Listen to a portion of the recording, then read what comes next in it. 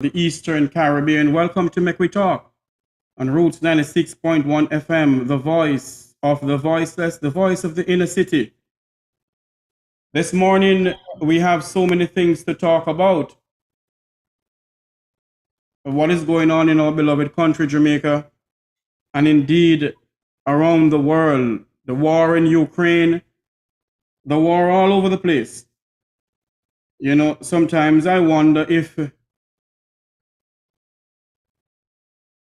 these world leaders believe that they are the dons of all dons, them run things.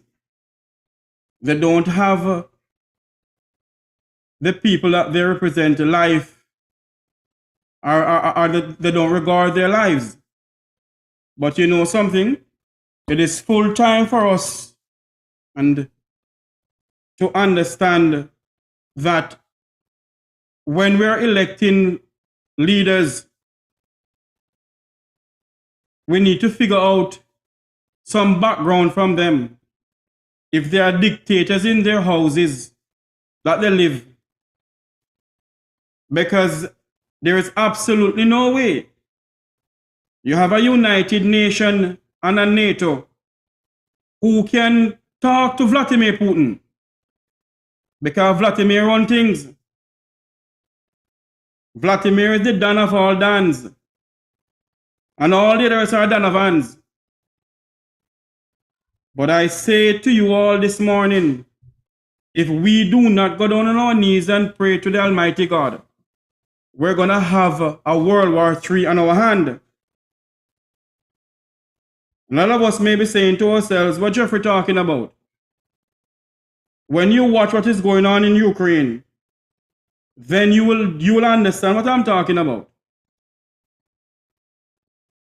You will definitely understand what I'm talking about. You know? Because Vladimir Putin believes that he can do whatever he feels like to do with the people of Ukraine. And absolutely nothing comes out of it. This morning, we're going to speak about reparation. What is the meaning of reparation? And do we deserve an apology from the Queen of England for the atrocity of slavery in this country?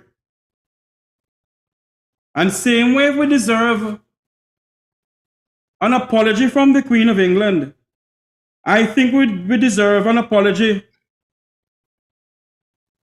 from these so-called leaders we have in this country, because they have done so many atrocities to the poorer class of Jamaicans. What they have done to us in this country, the Coral Gardens killing, the Tivoli Garden killing, the massacre of poor people in this country, the massacre of poor pauperizing Jamaicans in this country. And we are calling, and other civil organization is calling for an apology from the Queen of England. I think we need to clean our backyard, our front yard, and every yard first before we call for an apology. It is wrong for what they have done to us, our forefathers. It's totally wrong. But we need to clean our home. And same way they're thinking about charging Vladimir Putin for war crime against humanity, some of our political leaders in Jamaica and around the Caribbean need to be charged for war crime against their citizens. They have commission of inquiries upon commission of inquiries in so many brutal killing in Jamaica of the state. And until now, nobody got to jail for it. Not a soul got to prison for it. And yet we're calling for apology from the Queen of England. You see how hypocritical we are? You see how hypocritical we are in this country? We're afraid to call on the political leaders of Jamaica to apologize to the poor people of this country. But yet, we're calling for an apology from the Queen of England. We deserve an apology from her. But we deserve an apology from the political leaders in Jamaica. This morning I have with me a distinguished gentleman, a good friend of mine, Dr. David Mohammed, sociology lecturer, the Eastern Caribbean representative of the Nation of Islam. Good morning, Doc. How are you doing? I am good, thank you, Brother Jeffrey, and I thank you for your inspiring words and your very thought-provoking introduction. And greetings to all of our beautiful people in Jamaica and beyond who are listening this morning. Dr. Mohammed, can you explain to the wider Caribbean, indeed our fellow Jamaicans, what is reparation, sir? Well, reparations basically is the term that we use to refer to the process that is required to restore justice to people of African descent for the crimes against humanity that were committed against us. So reparations in this particular context are compensation in whatever form it takes in an attempt to make up for the historical, social, and cultural criminal acts that led to genocide of close to 100 million African people, the displacement of us out of our homeland, Africa, involuntarily over to the Western Hemisphere, and also the destruction of our family structure, and the rape, torture, mass murder, kidnapping, human trafficking, and brutality that were the worst in all annals of human history. So in us coming to a point in human history where this is no longer denied, it's no longer argued with, there's no challenge to that conversation. So now that all parties agree that this has been done, there must now be a conversation on what compensation can be given to people of African descent, and understandably so, it would take place through the political channels. So those discussions are, we have come to a point in our struggle where we're closer than we ever were before to achieve that. And do you think, sir, with all fairness and which of that I believe we need to, do you think that the royal family should apologize for slavery? And do you believe, I don't know if you had heard the speech of David Cameron when he came to Jamaica and addressed the Jamaican Parliament? Yeah. And tell us that we must move on?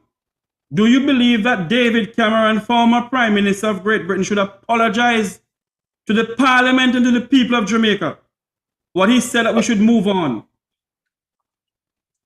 Absolutely, yes, 100% without a doubt to both.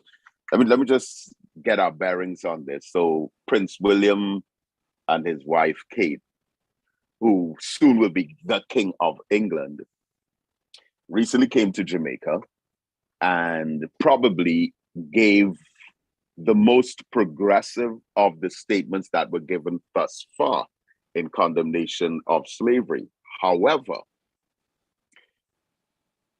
it is believed that every single statement that any member of the royal family or any British politician would make about slavery is carefully vetted by solicitors and attorneys to carefully consider the potential legal ramifications of those statements. So they will issue statements of regret, statements of sorrow, statements of condemnation of what happened, statements outlining that it was the darkest moment in their history and the worst acts ever perpetrated. But one thing that they will not say is, we are sorry for what we did to you.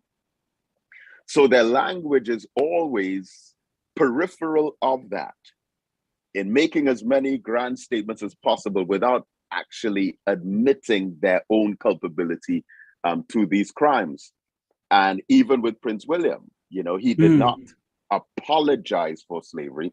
And this is actually the first step, because the Caricom heads of government held a meeting on March the 11th, 2014, in St. Vincent and the Grenadines, and all 15 heads of government unanimously agreed to a 10-point plan of action drafted by Professor Sir Hilary Beckles of Barbados.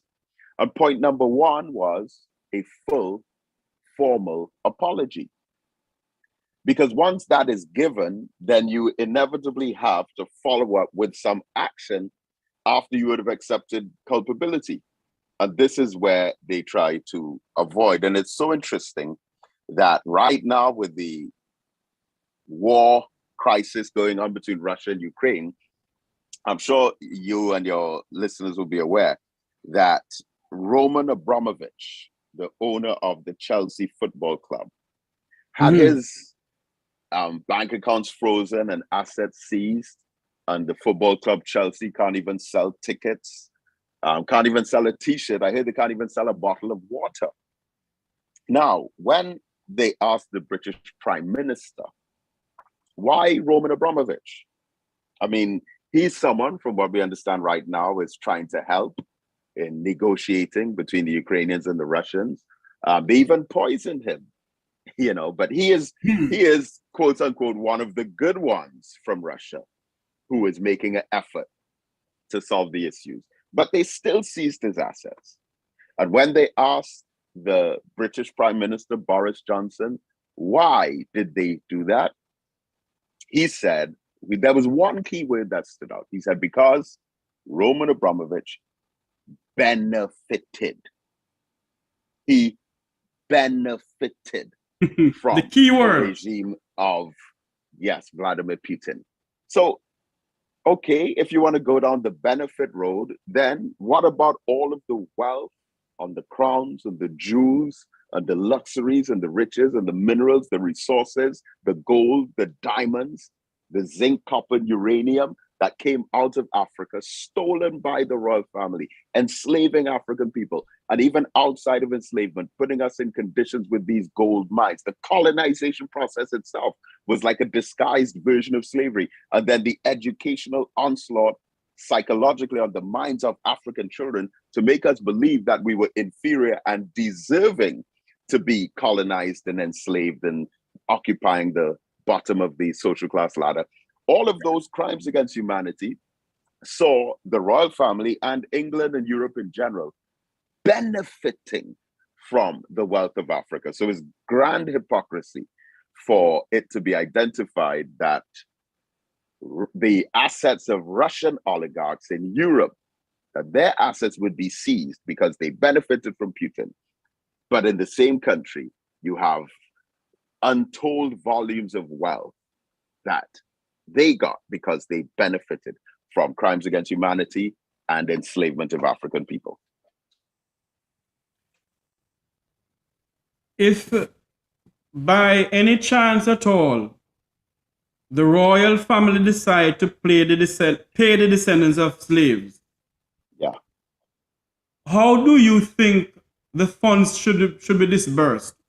Do you think that, I'll take Jamaica for example, do you think that if the funds do come available,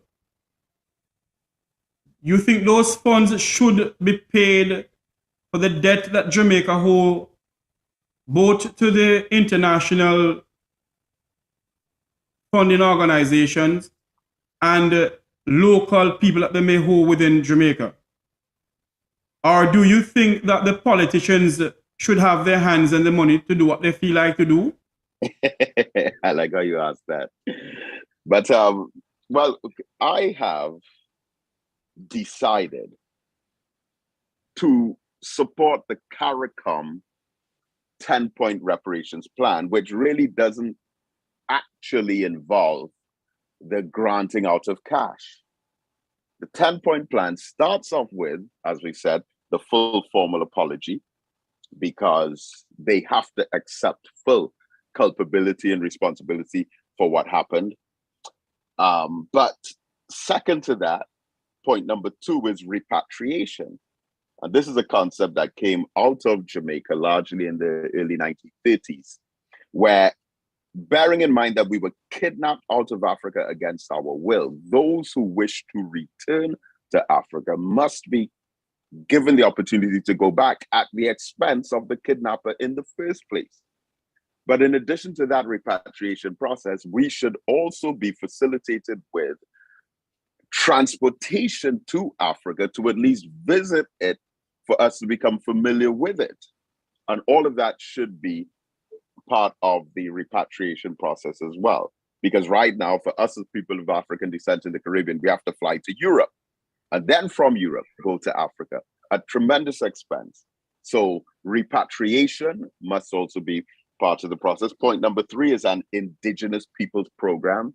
And because of the open-heartedness of African people, we've always taken into consideration the pain and suffering of others. So in particular, those peoples whom have been called Caribs and Arawaks or Taino and Kalinago, that there must be some kind of program of compensation for them as well. But then 4th is the establishment of cultural institutions, in particular museums, libraries, and research centers, so that this truth can remain being passed on intergenerationally. Number 5 is the public health crisis of African people, because we have developed so many negative eating habits and lifestyles that have contributed towards our sickness, all as a result of the after effects of slavery. And then 6, 7, and 8 are illiteracy eradication, the African Knowledge Program, and psychological rehabilitation. And then number 9 is the transfer of technology. We must have manufacturing and production processes with the highest technology in the third world and end the pattern of us exporting raw materials and then importing finished products at multiple times the cost and value of the raw materials when we can engage in that manufacturing ourselves. And then number 10 is debt cancellation, which is the only one that directly deals with money. And we have inherited a massive crisis of community poverty and institutional unpreparedness for development in our Caribbean societies. And we have had this stranglehold economic relationship with, I mean, look at Jamaica, for example, in 1972, the US dollar and the Jamaican dollar were 1 to 1. Mm-hmm. Now, in 2022, I think the Jamaican dollar is about 130 to 1. Yes. The Guyanese dollar is 210 to 1 US. And so, because we have been hitched to these structural adjustment programs and austerity measures, the IMF and the World Bank have raped us economically. So there has to be debt cancellation and the returning of the value of our currencies back to that of what it was around the time of our independence as well. So these 10 factors are seen as the complete package for what is required for us as reparations, because we know that as it stands right now, if we give Black people cash only, that money will end up right back in the pockets of the oppressors who own and control the economy and the businesses and the industry, period. So we have to restructure our entire community in such a way to benefit from our own reparations. But do you believe that the people of the Vumvavant and the Vumvavi of society and the politicians who are approaching the crown through the Caricom heads, do you believe that they should be the one, in the sense, yes, they should be the one to do it, but do you believe that a normal man like a Jeffrey Tavares or a Dudley Thompson or a Edgerton Newman, or a David Mohammed, do you think that they should sit on that board, sir? Well, you're correct. you're 100% correct. And unfortunately, we have many Black politicians who are not Black conscious and therefore may not make it a priority to pursue these objectives of reparations. Even worse than that, there may be Black politicians who would still represent white interests in the pursuit of reparations and would position themselves in such a way that the whites benefit, as they would have done when compensation was given to the white slave owners in the first place. So in addition to this, we have to be mindful of the fact that when this 10-point plan was agreed to back in 2014, to the best of my knowledge, most of the political leaders are no longer in office now. In fact, there's only one that I'm aware of, which is Prime Minister Ralph Gonsalves of St. Vincent and the Grenadines. But all of the other countries have changed governments.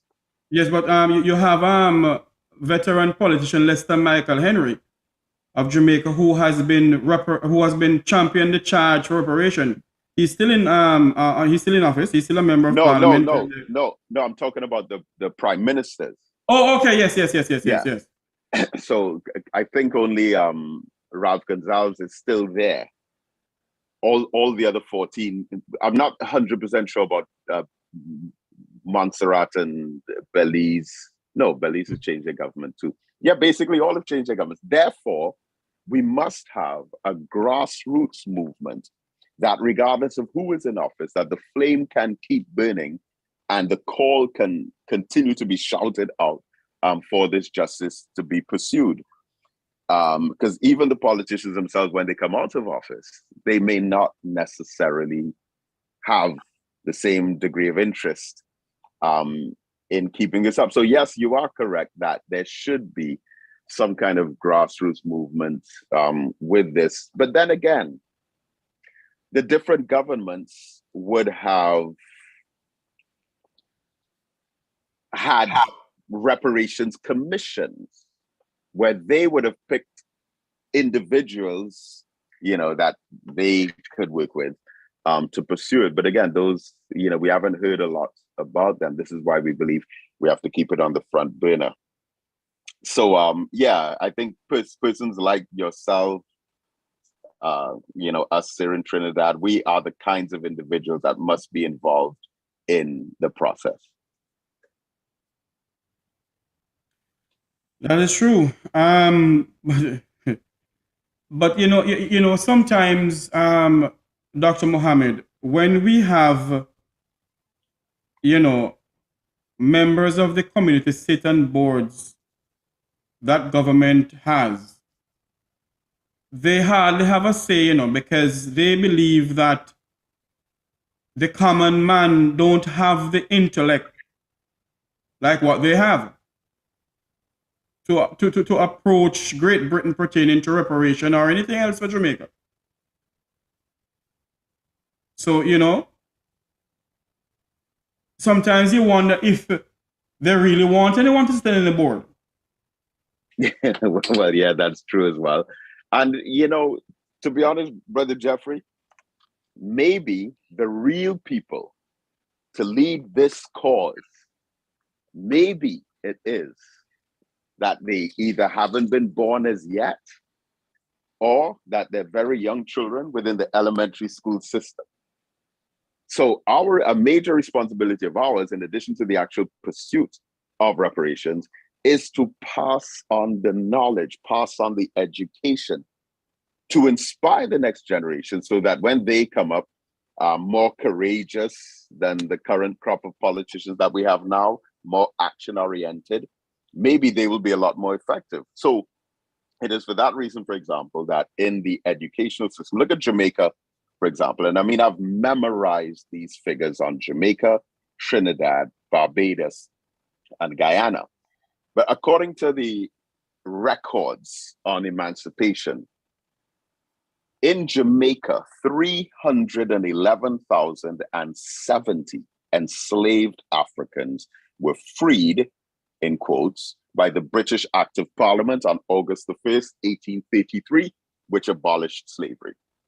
Now, as we all know, while the enslaved Africans were the ones who should have received reparations for the crimes against humanity committed against us, instead, the whites in Jamaica were given 20 British pounds for every enslaved African that they lost.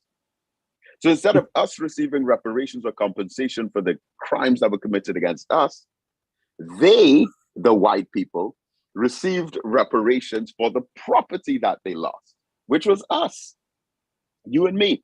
So 311,070 Africans in Jamaica with 20 British pounds per head given to white people. This gives us a figure of 6,221,400 British pounds. And at a rate of 1.21 to the US dollar, this is equivalent to 7.5 million US dollars. Now, according to economics methods calculations, there has been an annual inflation rate of approximately 1.38% on the dollar over the last 200 years, giving us a dollar spending value in 1838 of approximately $19.45 today, which means Dr. Mohammed, hold your thoughts there for me, sir. We're going to take a quick commercial break here and make we talk on Roots 96.1 FM. We're talking to Dr. David Mohammed about reparation. We'll take a quick break. We'll be right back. I have a dream that one day this nation will rise up and live out the true meaning of its creed. We hold these truths to be self-evident, that all men are created equal. Hi, I'm Sharon. Hi, I'm Marcia. I'm Andrew. Join us this and every Wednesday morning for Extraordinary Abilities on Roots 96.1 FM. Join us for news, views, and interviews with extraordinary people. Extraordinary Abilities every Wednesday morning, 9 a.m. to 10 a.m. on your extraordinary radio station, Roots 96.1 FM. It's going to be fun, informative, and educational. But most of all, it will be extraordinary. Ordinary. I am the champion.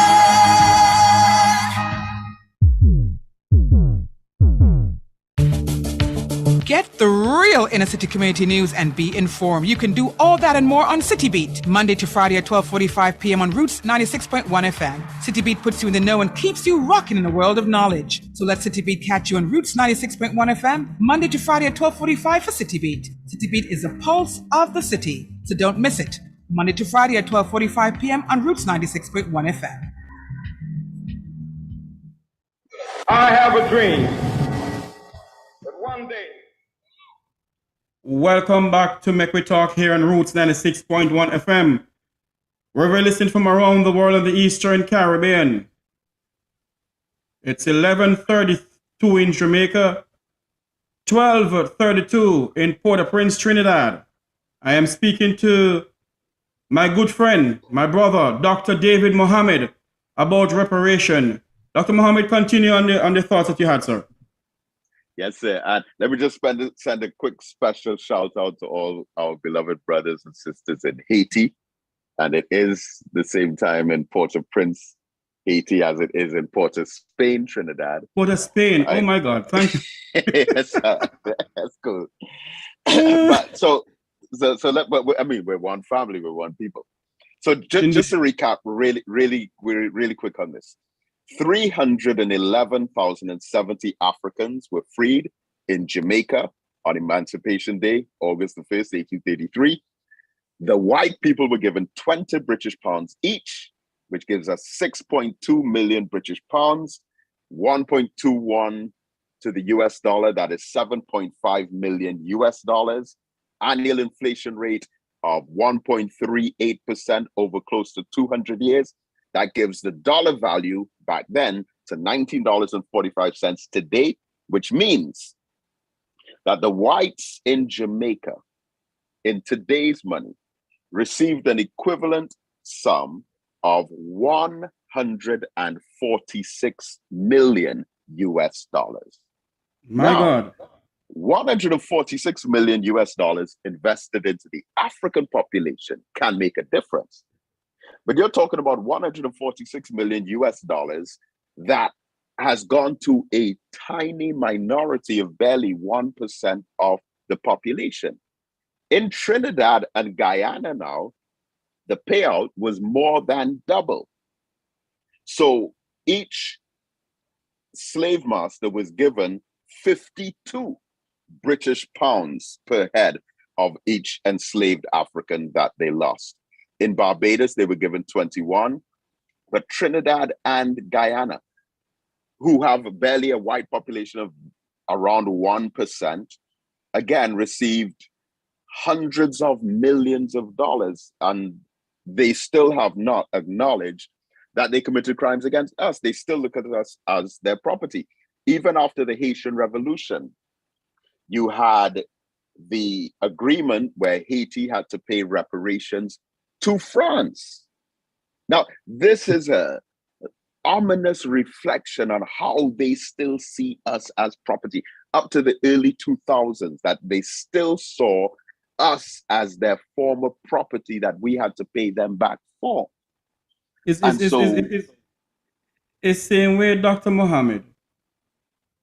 It begs to ask the question, how much of taxpayers' money did the Labour Party government put out for the security and the lavish dinner that they have at King's House for the people that came there? When you have poor pauperizing Jamaicans in Jamaica, in my beloved rock, who can hardly afford a tin of dirty gal, this tin mackerel we call it, sir. And how much money the Governor General and the Prime Minister used to tell the nation of Jamaica, how much money did they spend for the visit of the royal family? Continue, sir. Yeah, another sore and painful point. But let me raise this. One model that apparently has already been set in motion is the agreement with the University of Glasgow in Scotland to pay reparations to the Caribbean in equivalent sum of 20 million British pounds.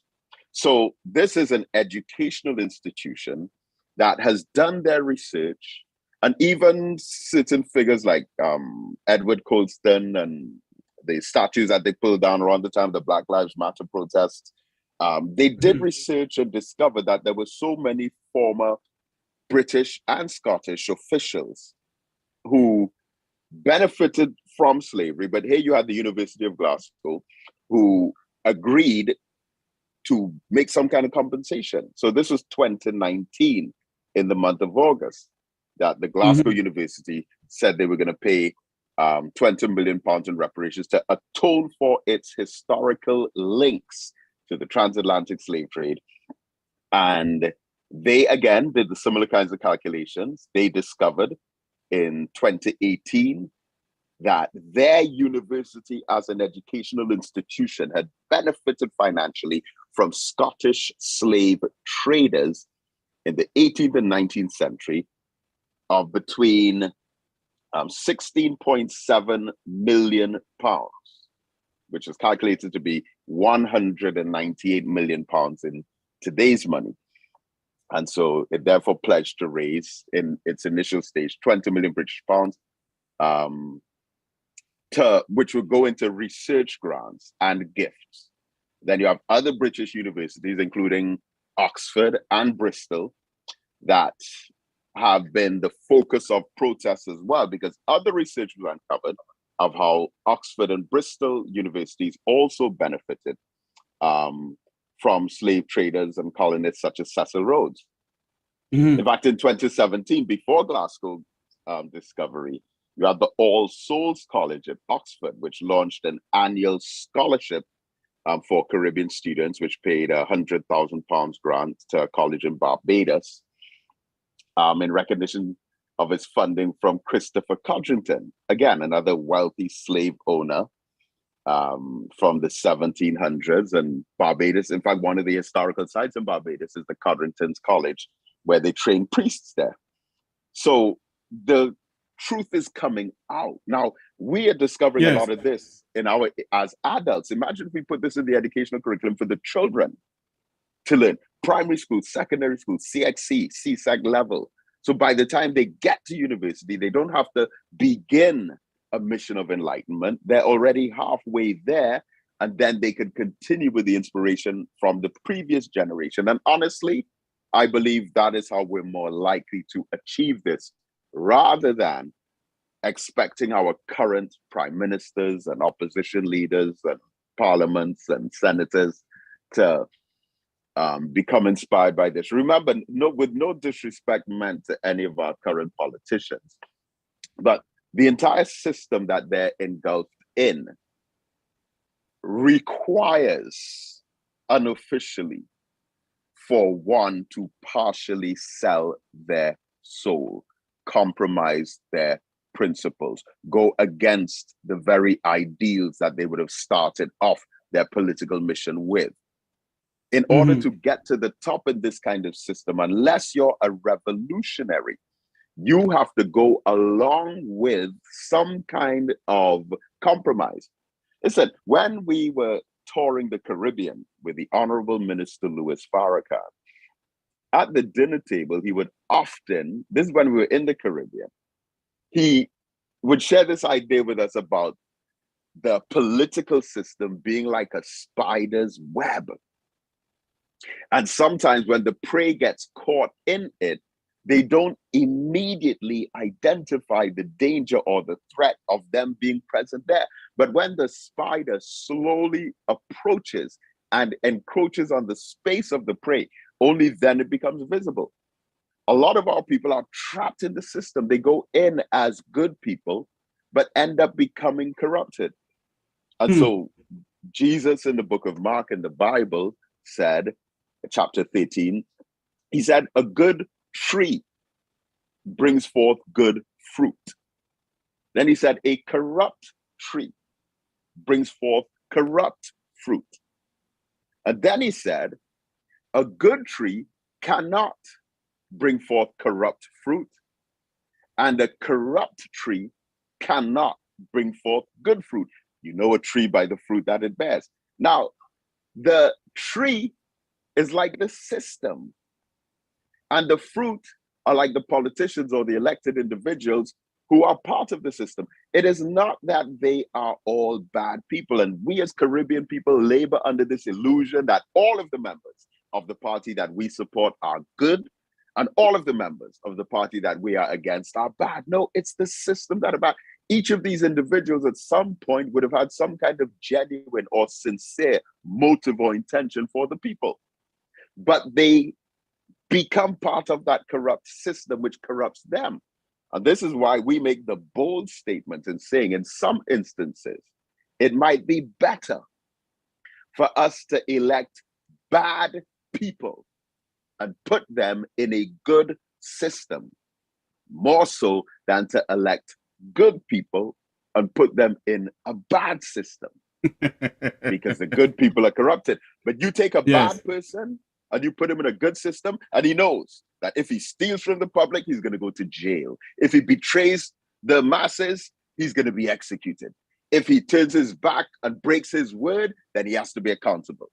But our system is not designed in that way today, unfortunately. And then those who are in it read as much as they can out of it corruptly. But Dr. Mohammed, as you touch on that point, how much politician in the Caribbean who is caught with their hand in the public kitty ever gone to jail, sir? You have any idea? Well, again, that's simply not the system that we have. What would happen, though, is that when their opponents get into office, they will use the state resources to carry out witch hunts against their former opponents to give them political mileage and leverage. But in terms of the natural justice system, no, because it's the norm. you are given the opportunity to bid for contracts and recuse yourself from cabinet meetings where opportunities are granted to companies and firms and corporations that are owned by friends and family members of government ministers. There's one particular government minister I could think of right now whose family, I wouldn't even say the country, I'm so embarrassed, whose family receives tens of millions of dollars in rent. Now he was a sitting attorney general. And they justify it by saying that, and a lot of that rent, a good few millions of that rent was for a while the building was empty. But they justify it by saying, oh, he recused himself from the cabinet meetings. Therefore, they're totally innocent. You understand? And you have to, and again, I mean, it's so sad to say, yeah, we're majority African people, but a lot of the time it's the so-called Caribbean white ethnic minorities that benefit in this way. So that means, Dr. Mohammed, you said in one of your statement that the white Jamaicans benefit from slavery. Benefited. So in other words, we have some white Jamaicans who are slave masters the same way to us then. But that's in a the sense, history. Go ahead. Yeah, that is the history. And there's nothing that either of us can do to change it, but there tends to be an attempt to try to either delete it or rewrite it. But those are the facts. Wow. Do you think that Britain, I don't know if I asked you this question before, but do you believe that the royal family is really going to pay up anything? That depends on our levels of intergenerational aggression to what they have gotten away with. In this lifetime, maybe not. They haven't even fully apologized as yet. There's a reason why that's the first step. So only when that part of it is undertaken can we begin to, see on the horizon. But then again, I maintain hope on this, because if you go back, say 10, 20 years prior, reparations probably wouldn't have even been a conversation among 15 heads of government. So by the fact that heads of government on our side have agreed to it, then that within itself is a progressive step for this generation. Also, bear in mind that September the 7th last year, 2021, was the first ever Africa Caricom summit. And in this, the issue of reparations came up. So now we have Africa joining the call. There were some other points that were discussed, such as dual citizenship between Africa and the Caribbean, as well as direct flights between Africa and the Caribbean. And credit to the prime ministers of Barbados and Antigua in particular, who led this consciousness. And, issues such as that, which could possibly be the beginning of the reparations process. Let it start with the removal of all of these travel barriers and restrictions and direct flights between Africa and the Caribbean, and let them fund it. Well, that's a good idea. But the little bit of minute we have leave. Yeah. I'm going to switch from reparation to the idea of we becoming a republic. Yes. I remember a good friend of mine asked the question, Trinidad has been a republic for how many years? Yet Trinidad still sit on the CCJ, the Privy Council rather. Yeah. Do you believe that, I heard the talking in Jamaica that they want to go independent. But do you believe they're already that if we go republic? Go republic rather, sorry. Yeah. If we go republic, do you believe that we still should sit under the Privy Council, or should we switch to the CCJ? Listen, Trinidad is an exception when it comes to the CCJ, all right? Because right now we have 4 republics in the English-speaking Caribbean. Now, let me just put this in contrast. So, on terms of the chronology of republics, Guyana became independent in 1966. They became a republic in 1970. Trinidad and Tobago became independent in 1962, in the same month as Jamaica. Trinidad and Tobago became a republic in 1976. And then Dominica, very impressively, is the only country that became independent and a republic at the same time in 1978. So look at it. We have 3 republics in the English-speaking Caribbean that became republics in 1970, 1976, and 1978, respectively. Then you have this huge gap, and Barbados becomes a republic in 2021, less than 6 months ago, November 30th. Now, this is the shameful part. Currently, the only countries that are members of the CCJ are they are the countries that became republics, with the exception of Trinidad. You have Barbados, who is a member of the CCJ before they became a republic. You have Dominica, you have Guyana.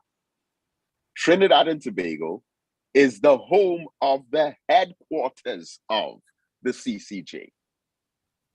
Now, I'm going to reveal something to you that is a bit personal about Trinidad, but I think it needs to be Can I make that a little faster? That I'm pushing because we only have a couple minutes to leave. Okay. Well, basically, when this is being debated in the Trinidad Parliament, you know, you have the African and the Indian governments. The Indian government were uncomfortable with supporting the CCJ because at the time, the leader of the opposition, Kamla Persad-Bissessar, said there are no Indians on the panel of judges, the panel of 6 judges. So Trinidad has had that stumbling block in having the CCJ as their highest court of appeal. But Barbados, Guyana, Belize, and Dominica each have the CCJ as their final appellate court. And if Jamaica almost became a republic in 2012 for their 50th anniversary of independence. P.J. Patterson lamented and still laments over why that never happened. And but Trinidad, don't look at Trinidad as an example for that, honestly. We have the headquarters right in our capital city, but we are not. We don't have it as our final court. But I would say all of the Caribbean nations must become republics and help strengthen each other to become a federated power on this in this Western Hemisphere. But do you think that Jamaica going republic? Do you think that a normal Jamaican citizen will get justice from the CCJ than more get justice from the Privy Council? Well, off the top of my head, I would say yes, but we don't get justice from any of them because that is heavily influenced by capitalism. Poor people in general don't get justice under the system. So I don't think we should hold the CCJ in comparison to the Privy Council as one giving justice in comparison to the other. We have to put the decision-making capacity in our own hands first and then have that conversation. But as it is now, I don't think that should be a barrier against that decision because we don't get justice under the Privy Council. And you have to have money, you know, that it is a process that favors the wealthy. Talking to Dr. David Mohammed, sociology lecturer, Eastern Caribbean representative of the Nation of Islam, speaking about reparation. Dr. Mohammed, we need to have one Sunday afternoon, maybe when, you know, the whole, your celebration of Ramadan is finished, maybe we can organize that one Sunday afternoon. We get, our good friend, comrade Rolf Gonzalez to come on, and we speak some more about the reparation for the Caribbean. And of course, Jamaica going Republic, we can get, veteran politician Mike Henry to come on. Yeah. So I think one of these Sundays, we need to sit down and really talk some more about it, because I don't think our Caribbean people, and indeed majority of my Jamaicans, doesn't understand the meaning of reparation. So I think what we need to do is literally explain more to them the meaning of reparation. What do you think? Yeah, yes, absolutely. And not only do we not properly understand reparations, but these issues also tend to become politicized. So, for example, if it was the other government that supported the reparations cause, then some may feel it's something that they should oppose. And even the idea of being a republic. I mean, I said, so you had 3 republics established in the 1970s, then you had this huge space in between. But that doesn't mean that it wasn't a conversation throughout that time, because in St. Vincent itself, shockingly for me, in 2005, they had a referendum to decide on whether or not they wanted to become a republic. And the referendum was turned down. Bermuda in 2008, I believe it was, had a referendum on whether or not they wanted to become independent from England. And the people said no. Even the Federation of the West Indies conversation in Jamaica in the early 1960s, it was a very slim margin, but a referendum, the Jamaican people agreed to pull out of the referendum. But most of the historians agree that it was not so much an evaluation of Caribbean unity, but it was the propaganda of communism and socialism creeping into Jamaica that influenced the conversation.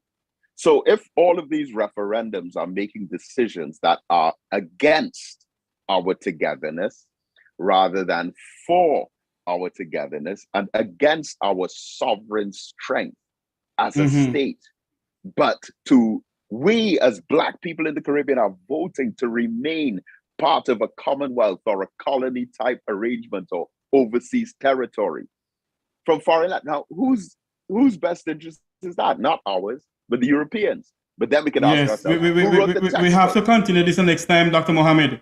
We're out of time. Thank you very much for coming on, sir. Thank you, Brother Jeffrey. Keep up the great work. Thank you, sir. Returning to the studios of Roots 96.1 FM, I'm Jeffrey Tavares saying thank you all.